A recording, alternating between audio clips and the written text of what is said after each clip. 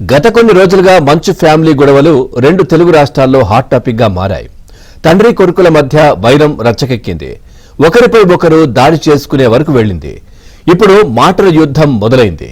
Social media వేదికగా మంచు విష్ణు, మంచు మనోజ్ వరుస పోస్టులతో హీటెక్కిస్తున్నారు.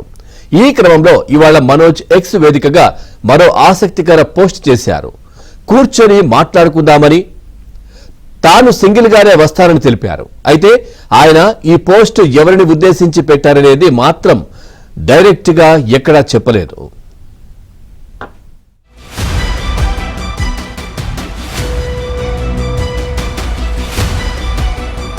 సింహం అవ్వాలని ప్రతి కుక్కకి ఉంటుంది,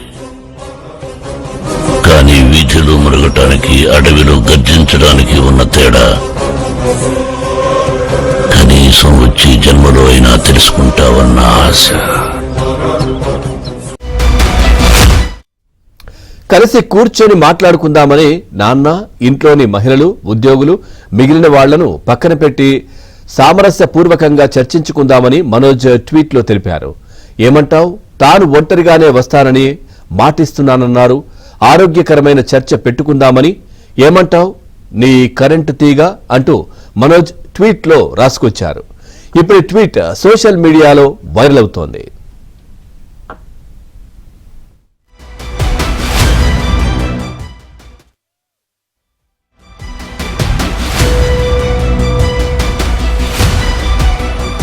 సింహం అవ్వాలని ప్రతి కుక్కకి ఉంటుంది,